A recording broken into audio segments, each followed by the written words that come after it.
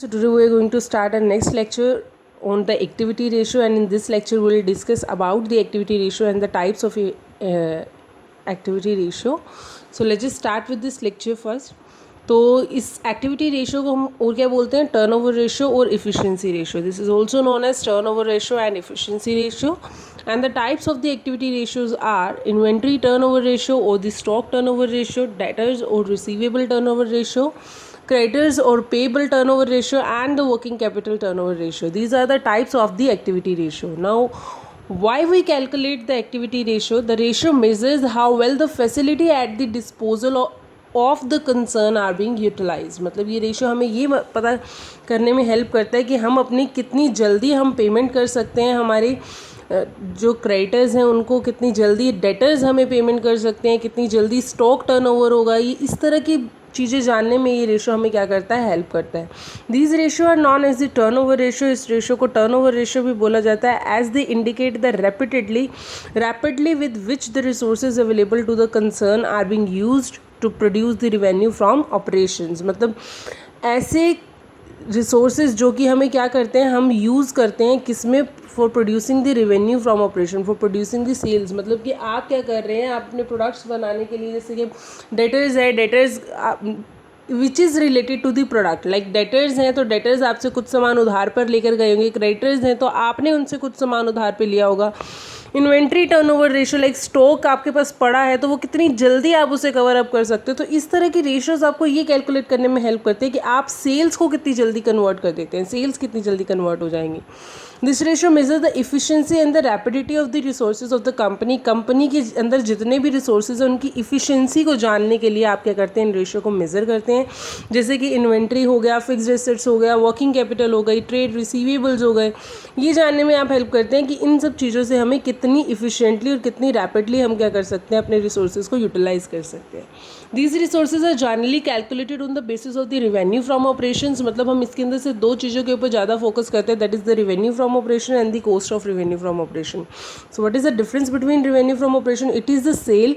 और ये क्या होता है कि ये कॉस्ट ऑफ सेल होती है, कि मतलब सेल को बनाने के लिए आपको कितनी कॉस्ट इनकर करनी पड़ी. तो इसको हम मतलब इस तरह से लर्न कर सकते हैं. The first point, first topic, first type of the turnover ratio is the inventory turnover ratio, जिसको हम स्टॉक टर्नओवर रेशियो भी बोलते हैं. तो this ratio indicates the relationship between the cost of revenue from operation, मतलब कि cost of goods sold, जितनी आपने गुड्स जो है वो सेल किए हैं उनकी कॉस्ट कितनी है during the year, and the average inventory kept during that year. मतलब कि कितनी इन्वेंट्री आपने अपने पास रख रखी है, कितनी एवरेज इन्वेंट्री है आपकी उस ईयर की. तो हम उसको क्या कर लेते हैं, cost of goods sold divided by average inventory जब हम करेंगे तो will get the inventory turnover ratio. वो इन्वेंट्री टर्नओवर रेशियो किस में आएगा, टाइम्स में आएगा. रहे I am repeating it again, inventory turnover ratio is equals to cost of goods sold, मतलब जितनी गुड्स आपने सेल की हैं उसकी cost divided by average inventory. Average inventory is like opening inventory plus closing inventory divided by 2. This is the average inventory which you kept during that year. Now how we will calculate the cost of revenue from operation या cost of goods sold, इसका formula क्या है. cost of revenue from operation निकालने के लिए हम क्या करते हैं, opening inventories plus purchase plus carriage plus wages plus other direct charges. अब यहाँ पर आप देखेंगे जो opening inventory है, हमारे पास जो inventory पड़ी थी, है ना, plus purchase जो हमने कुछ नया परचेज किया, plus if you paid to carriage, if you paid to wages, और कोई अदर डायरेक्ट चार्जेस जो कि आपने पे किए हैं, वो सारे के सारे इसमें क्या होंगे, ऐड होंगे, माइनस जितनी भी इन्वेंट्री आपके पास अब बच गई है, क्लोजिंग इन्वेंट्री जो है वो आपकी. अगर आप ये फॉर्मूला यूज़ करते हैं तो आपको क्या मिलता है, cost of revenue from operation. Repeating it again, opening inventory plus purchase plus carriage plus wages plus other direct charges minus closing inventory is equals to cost of revenue from operation, या फिर cost of goods sold भी हम इसे बोल सकते हैं. Now second formula to calculate the cost of revenue from operation is, that is the revenue from operations. जो भी आपकी सेल्स आएगी उसमें से आप क्या कर देंगे, अपना ग्रोस प्रॉफिट माइनस कर देंगे, तो आपको क्या मिलेगा, cost of revenue from operation. और अगर आपको लॉस है तो लॉस आपका जो ग्रोस लॉस आया है, the revenue from operation plus gross loss is equals to cost of revenue from operation. If it is loss तो हम प्लस करेंगे, if it is profit then will minus. Clear. अब average inventory calculate करने का formula मैं आपको अभी discuss कर चुकी हूँ पहले भी। तो एवरेज इन्वेंट्री हम किस तरह से कैलकुलेट करते हैं, average inventory is equals to opening inventory plus closing inventory divided by 2।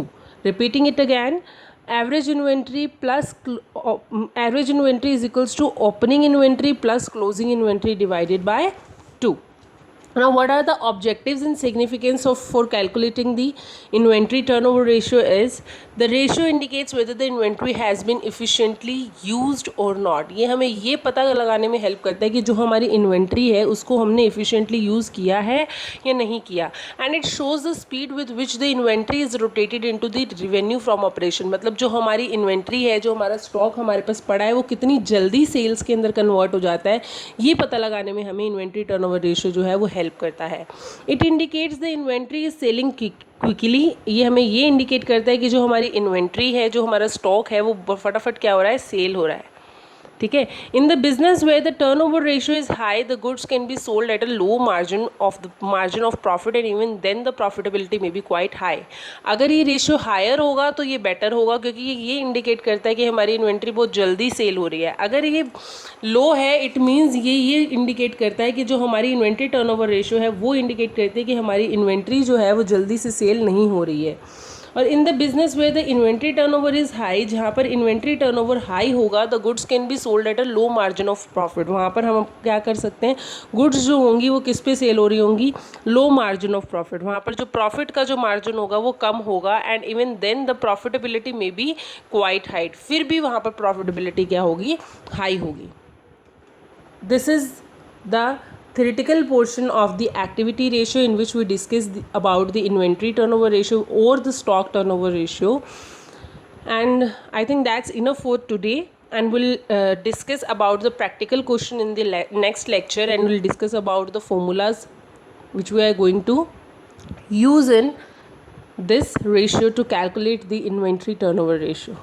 So revise this lecture, revise the formula that how I'll calculate it, and we'll solve the practicals in the next lecture. Thank you so much.